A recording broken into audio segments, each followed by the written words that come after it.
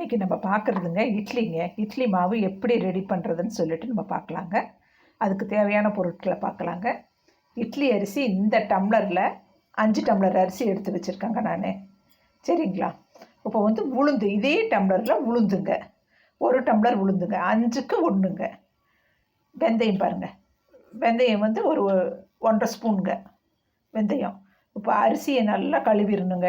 ஒரு 3-4 தாட்டி நல்லா கழுவிட்டு 6 மணி நேரம் ஊற வச்சிடணுங்க. ஊற வச்சதுக்கப்புறம் உளுந்து ஆட்டுறதுக்கு 1 மணி நேரத்துக்கு முன்னாடி உளுந்து ஊற வைக்கணுங்க. அப்போ தான் மாவு நல்லா ஆகுங்க, உளுந்து மாவு. சரிங்களா?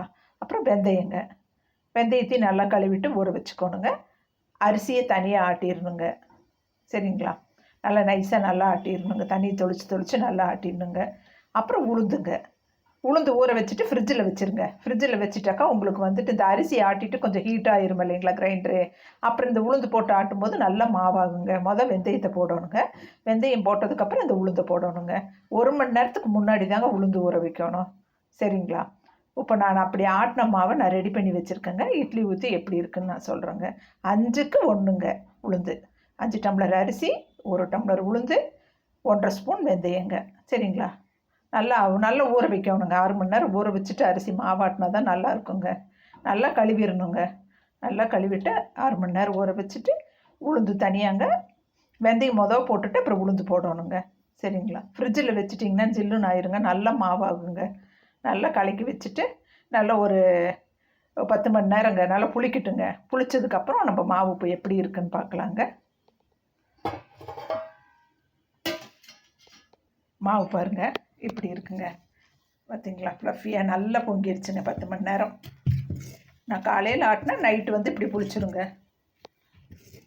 நைட் ஆட்டுனா காலையில் இப்படி புளிச்சிருக்குங்க. இதை நம்ம இப்போ இட்லி ஊற்றி எப்படி இருக்குன்னு பார்க்கலாங்க. சரிங்களா? ரொம்ப கலக்கக்கூடாதுங்க. ஒரு அளவு கலக்கிட்டு நம்ம அப்படியே இட்லி ஊற்ற வேண்டியதாங்க. இட்லி சூப்பராக இருக்குங்க. அப்போ நம்ம ஊற்றலாங்க இட்லி.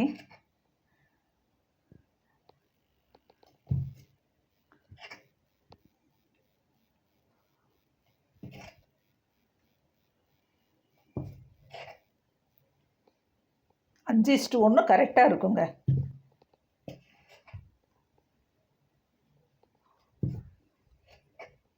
சாஃப்ட்டு நல்லா இருக்குங்க. குஸ்பி இட்லி மாதிரி நல்லா இருக்குங்க. இதே அளவுகளோடு நீங்கள் செஞ்சு பாருங்கள். இப்போ இட்லி நான் வேக வைக்கிறேங்க.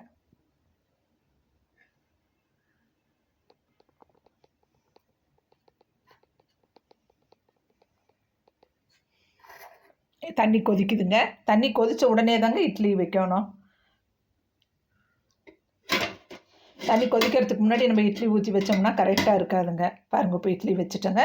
இப்போ மூடி போட்டுடலாங்க. தண்ணி கொதிக்காமல் நம்ம இட்லி ஊற்றி வச்சுட்டாக்கா கரெக்டாக வராதுங்க. இப்போ பாருங்கள் மூடி வச்சிடலாங்க. வேகுதுங்க. வெந்ததுக்கப்புறம் நம்ம பார்க்கலாங்க. இப்போ வெந்துருச்சான்னு பார்க்கலாங்க, எப்படி வெந்திருக்குன்ட்டு. சரிங்களா? எப்பயுமே திறந்து பார்க்கும்போது அடுப்பை சிம்மில் வச்சிடணுங்க, இல்லைன்னா ஆவி பட்டுருங்க.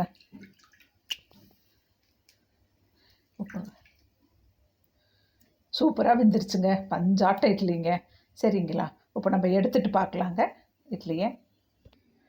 இப்போ பாருங்கள் இட்லி பாருங்கள் எப்படி வந்திருக்கு பாருங்கள். பஞ்சாட்டம் இருக்குங்க. ஃப்ளஃபியாக எப்படி இருக்குங்க. நல்லா சூப்பராக இருக்குங்க இட்லி. நீங்கள் இதே அளவுகளோடு நீங்கள் செஞ்சு பாருங்கள். இட்லி நல்லா வருங்க. பாருங்கள் எல்லா இட்லியுமே நல்லா இருக்குங்க. சரிங்களா? இப்போ நம்ம என்ன பண்ணலாம், இட்லியை வந்து இப்படி வச்சு பார்க்கலாங்க. பாருங்கள் சட்னி, சாம்பார், தக்காளி சட்னிங்க. இதோடு வச்சு சாப்பிட்டா சூப்பராக இருக்குங்க. இதே அளவுகளோடு நீங்கள் செஞ்சு பாருங்கள் எப்படி இருக்குது பாருங்கள். சரிங்களா? இதாங்க 5 டம்ளர் அரிசி, 1 டம்ளர் உளுந்து, 1½ ஸ்பூன் வெந்தயங்க. சரிங்களா? இது நல்லா கழுவிட்டு 6 மணி நேரம் ஊற வச்சுட்டு நீங்கள் ஆட்டினீங்கன்னா நல்லா இருக்குங்க. உளுந்தை மட்டும் ஃப்ரிட்ஜில் வச்சு ஆட்டுங்க. சரிங்களா? இப்போ இதே மாவில் நம்ம தோசை ஊற்றி பார்த்துடலாங்க. சரிங்களா? பாருங்கள் இந்த மாவுலையே கொஞ்சம் தண்ணி ஊற்றிக்கணுங்க. தோசைக்கு ஊற்றுறதுனா கொஞ்சம் தண்ணி ஊற்றிட்டு நம்ம இப்போ தோசை ஊற்றலாங்க. கல் சூடாக இருக்குங்க.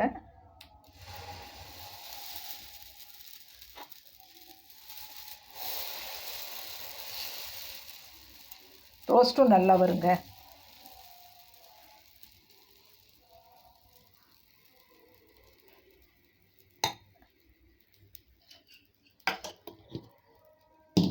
நம்ம நெய் ரோஸ்ட்டே போடலாங்க.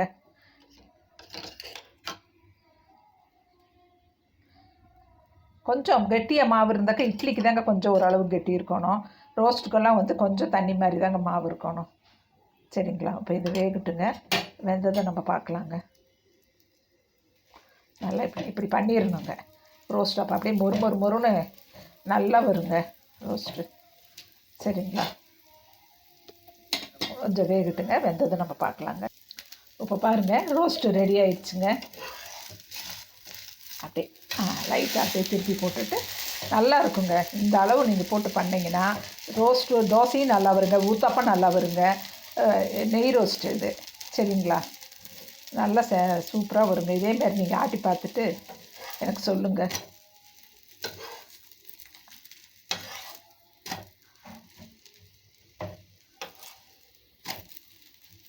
ரெடி ஆயிடுச்சுங்க.